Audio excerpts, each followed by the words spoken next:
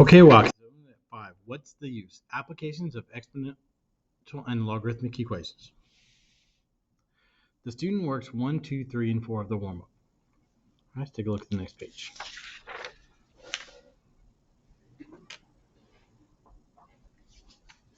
Getting started. Time flies like an arrow.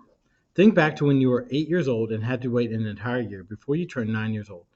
Does that year of waiting for your next birthday feel the same length to you now? As you age, your perception of time changes because each birthday, a year represents a smaller and smaller portion of your life. 1. Determine the percent of time that 1 year adds to the life of a 2-year-old. So percent of time is 1/2 times 100, which equals 50%.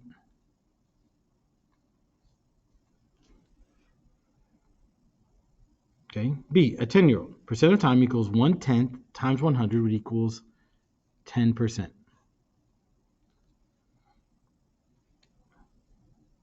Percent of time for C, a 20-year-old, is 1 divided by 20 times 100, which is 5%.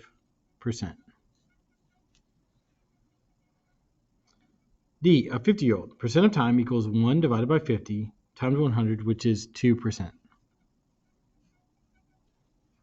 All right, go ahead and finish up number 1, A, B, and C, and D. All right, let's take a look at 2. To perceive the same passage of time as a 10-year-old perceives the passage of 1 year. A, how many years have to pass for a 30-year-old? 3 years have to pass for a 30-year-old to perceive the same passage of time as a 10-year-old perceives the passage of 1 year. B, how many years have to pass for a 40-year-old? 4 years have to pass for a 40-year-old to perceive the same passage of time as a 10-year-old perceives the passage of 1 year. 3. Describe the mathematical relationship between the passage of time and the change in the perceived passage of time. Explain your reasoning. The relationship is logarithmic. For each year that passes, the change in the perception amount of time that has passed gets smaller and smaller. Let's take a look at the next page. Activity 5.1, solving problems with a logarithmic model. The pH scale is a scale measuring the acidity or alkalinity of a substance, which is determined by the concentration of hydrogen ions. The formula for pH is pH equals negative log base 10 of H, where H is the concentration of hydrogen ions, measured in moles per cubic liter. Solutions with pH values less than 7 are acidic. Solutions with pH value greater than 7 are alkaline. Solutions with a pH of 7 are neutral. For example, plain water has a pH of 7. 1. The H concentration in orange juice is 0.000199 mole per cubic liter. Determine the pH level of orange juice, then state whether it's acidic or alkaline. So pH equals negative log base 10 of 0.000199. So let's go ahead and put that in our calculator.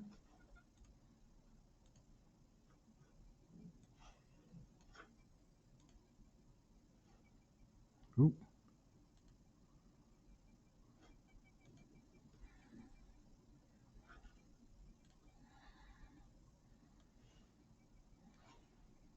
All right, so that's negative.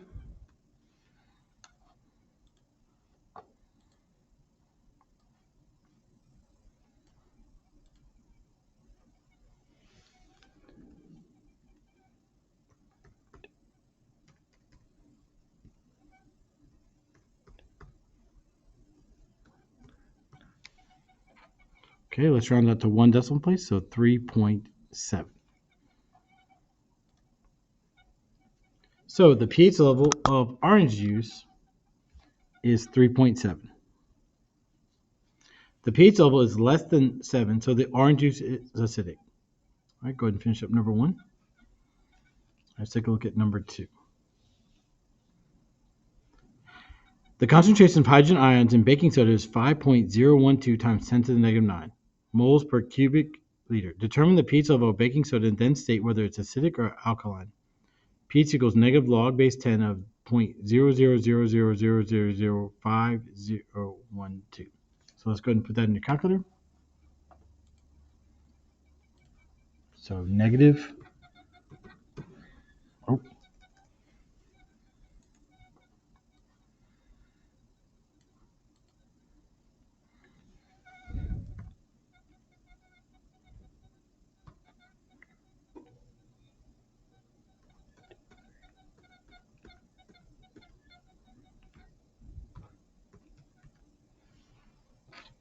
So let's round that to one decimal place. So that's 8.3.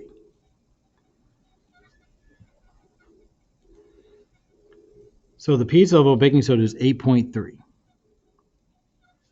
The pH level is greater than 7, so the baking soda is alkaline. Let's take a look at number 3.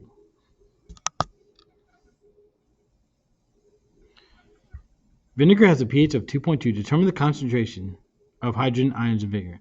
Substitute 2.2 for pH into the equation. pH equals negative log base 10 of H and solve for H. So we have 2.2 equals negative log base 10 of H. Okay, we're going to graph the left side and graph the right side and find the point of intersection. So we're going to graph Y equals 2.2 and negative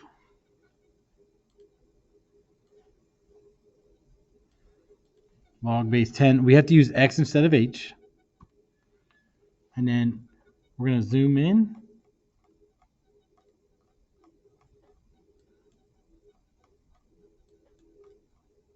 Till we find the point of intersection, because you have to be careful. We don't want the y-intercept, we want the point of intersection. So that's 0.00.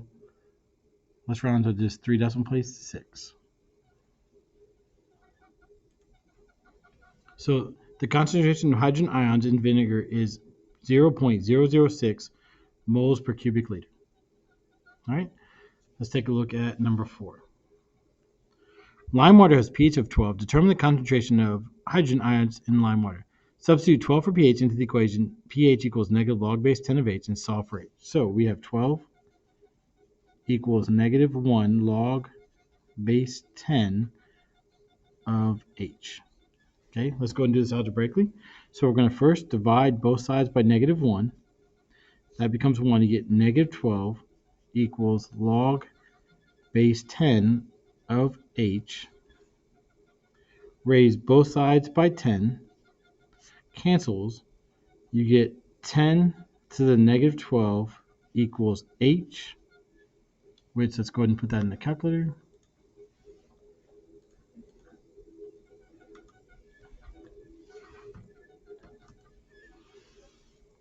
Which we can just leave it as 10 to the negative 12. Okay, so the concentration of hydrogen ion in lime water is 10 to the negative 12 mole per cubic liter. Go ahead and finish number 4. All right, let's take a look at the next page.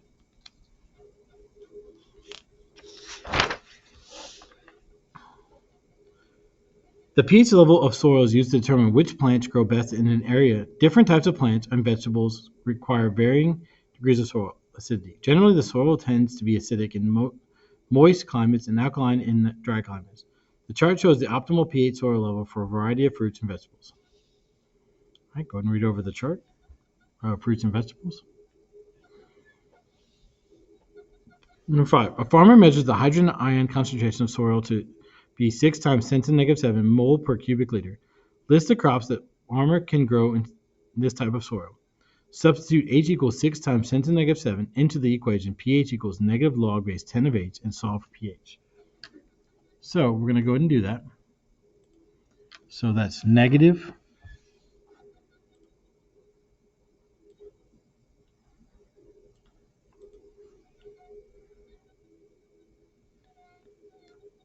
of 6 times 10 to the negative 7.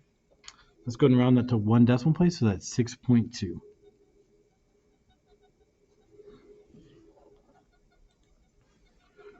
Okay, with the pH level of 6.2, the farmer can grow avocados, beets, onions, peppers, potatoes, raspberries, spinach, sweet corn, and yams in this soil.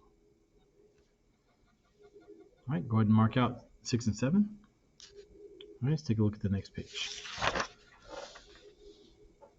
Activity 5.2, solving problems with the exponential model. Gina, a social media manager, uses the model for continuous population growth to project the monthly increase in the number of followers on her client social media sites. 1. Recall that the formula for continuous population growth is N of t equals N naught e to the RT. State what each quantity represents in terms of the problem situation. N naught is the initial number of followers. R is the rate of growth. T is the time in months. N of T is the number of followers after T months. 2. Gina claims that when she started working with an upcoming boy band, they had 18,450 online followers, and she was able to increase her followers by 26% per month. Use Gina's claim to write a function to represent the number of online followers that the boy band had after T months. So our equation would be 18,450, because that's the initial number of followers, e to the 0.26 t.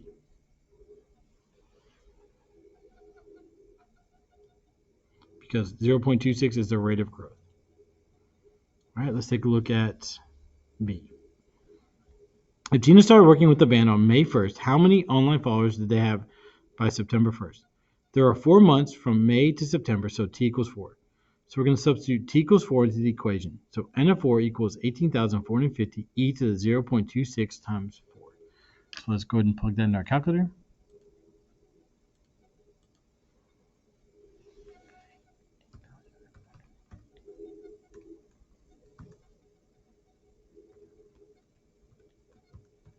And we get, let's go ahead and round that to a whole number. So 95,713. The band will have 95,713 online followers by September 1st. All right, let's take a look at C. How long did it take for the band to surpass 100,000 online followers? Substitute 100,000 for N of T into the equation. N of T equals 18,450 e to the 0.26 t, and solve for T. We're going to do that graphically, okay? So before we do that,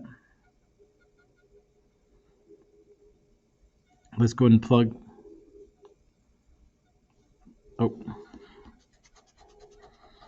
So we have 100,000 equals 18,450 e to the 0.26 t. We're going to graph the left side and right side and find the point of intersection. Okay, so let's go and do that. So y equals 18,450. Oh, I'm sorry. 100,000.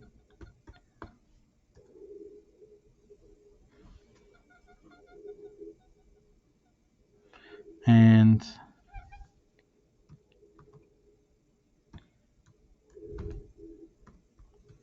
we have to use x instead of t. Now, I'm going to go to the home screen. We don't see anything, so I'm going to adjust the tool window to see our points. We know that, let's go from 0 to 100 for our x-axis, and then y-axis, we know we're going to do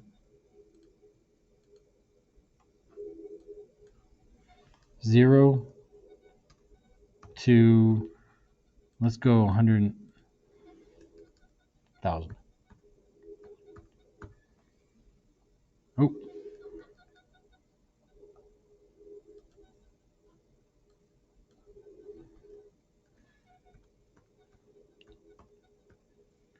Okay. So then now I can zoom out just a hair. There's a point of intersection. So T equals, let's round that to a whole number, 7.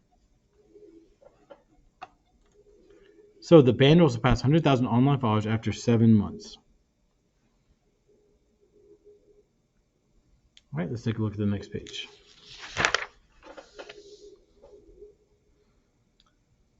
Three, Gina's top client is a pro football quarterback. On her website, Gina claims that since she began managing his account 3 years ago, his online following grown to 105,326.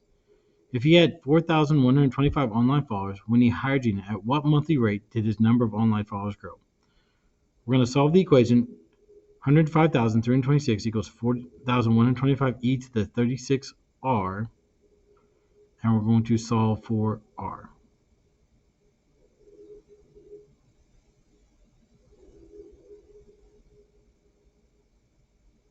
Okay, so let's go ahead and do that. I'm going to go to the home screen. Let's graph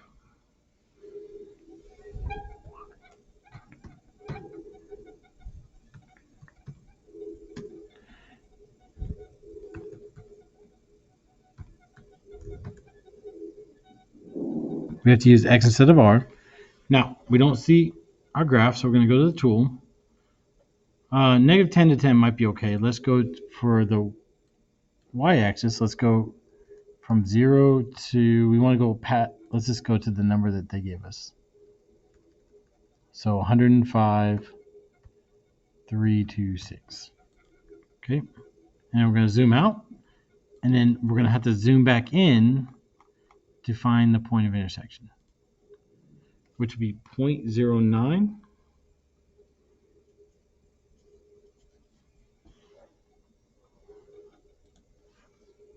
His number of online followers grew at 9% per month. All right, go ahead and finish 3A. Let's take a look at B. Write an exponential function to represent the number of online followers a quarterback will have in any given month, assuming the number of followers continues to grow at the same rate. The function is n of t equals 105,326 e to the 0.09 t.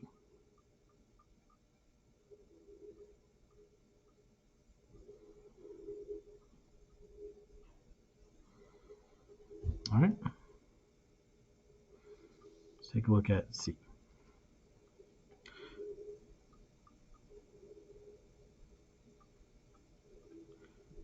C. How long will it take the quarterback to double his current online following of 105,326? Substitute 210,652 for n of t into the equation, which is 105,326 doubled, into the equation n of t equals 105,326. So e to the 0.09 t. Let me fix this real quick.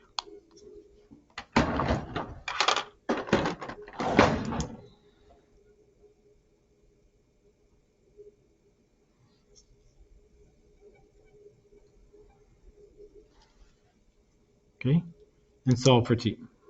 Okay, so again, we're going to graph the left side and the right side. And let's go and press the home screen to start there. So y equals 210,652. And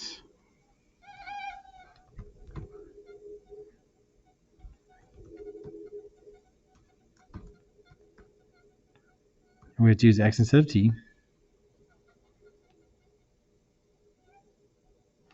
Now, let's go function key. Negative 10 to 10 might be okay. Let's go to 0 and let's put in the 210,652. That got us enough of the window. We can zoom out just slightly. Ta-da. There's our point of intersection. So let's go and round 7.7 to a whole number. So let's call that 8 months. So it will take 8 months to double his online following. All right, go ahead and mark out 4 and 5. Let's take a look at the next page. Go ahead and mark that page out. All right. Let's take a look at the next page. Activity 5.3, solving problems with a natural logarithmic model. A coordinator uses a formula derived from Newton's law of cooling, a general cooling principle, to calculate the elapsed time since a person has died. The formula t equals negative 10 ln of parentheses t minus r divided by 98.6 minus r, where t is the body measured temperature in Fahrenheit, r is the constant room temperature in degrees Fahrenheit, and t is the elapsed time since death occurred. 1. At 8:30 a.m., a coroner was called to the home of a person who had died. The constant temperature of the room where the body was found is 70 degrees Fahrenheit. At 9 a.m., the body's measured temperature was 85.5 degrees. Use this body temperature to estimate the time of death. Substitute t equals 85.5 and r equals 70 into the equation. T equals negative 10 natural log of t minus r divided by 98.6 minus r, and solve for t. Okay, so let's go ahead and do that. So negative 10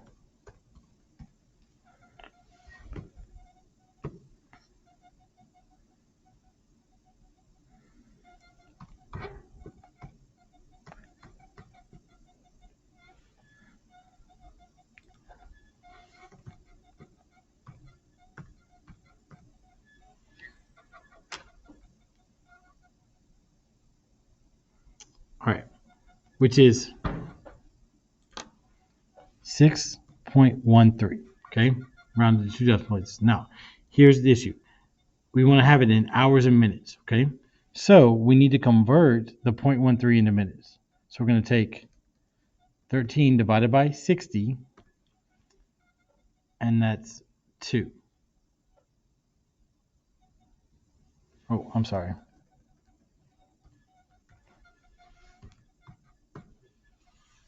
I apologize for the mistake. You multiply 0.13 times 60, which is 7.8, which is rounded to a total number, so that's 8 minutes. Okay? So, using the 9 a.m. body temperature, the time of death is 9 hours. Oh, whoa, where did I get 9? 6 hours and 8 minutes. Earlier, or 2:52 a.m. All right, go ahead and finish up 1A. All right, let's take a look at a more accurate estimate of the time of death is found by taking 2 or more readings and averaging the calculated time of death. Substitute t equals 82.9 and r equals 70 into the equation. T equals -10 ln of t minus r divided by 98.6 minus r, and solve for t. Okay, so all we have to do is go back here, and instead of 85.5, change that to 82.9. So we get 7.96. Okay, so that's 7 hours, and we need to convert the 0.96 to minutes. So we're going to do 0.6 times 60. So that's 58 minutes. Okay. So using the 9:30 a.m. body temperature, the time of death is 7 hours and 58 minutes. C. Compare the estimated time of death from parts A and B. Are your answers fairly close? Determine a more accurate estimate of time of death. The estimated times of death are fairly close, within 80 minutes of each other. The time halfway between the two calculated times of death is 40 minutes. So 1:32 a.m. plus 40 equals 2:12 a.m. D. Assuming the body remains in a room with a constant temperature of 70 degrees Fahrenheit, determine the temperature of the body after 24 hours. Substitute 24 for t and r equals 70 in the equation. T equals -10 natural log of t minus r divided by 98.6 minus r, and solve for t. So we know t is 24 equals -10 natural log of t we don't know minus r, which is 70, divided by 98.6 minus 70. We're going to graph the left side and the right side and find the point of intersection. Okay? So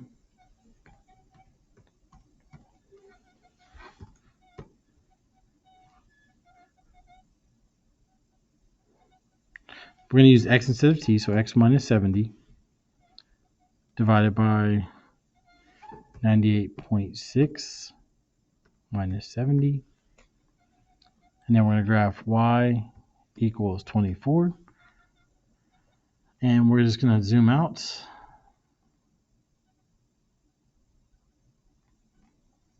Until we find the point of intersection, which is right here. So let's round that to a whole number. So let's call that 73.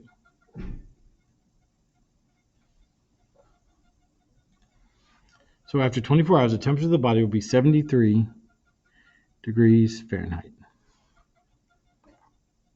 All right, go ahead and finish up D. Let's take a look at the next page. Go ahead and mark this page out. And have a wonderful Wildcat day.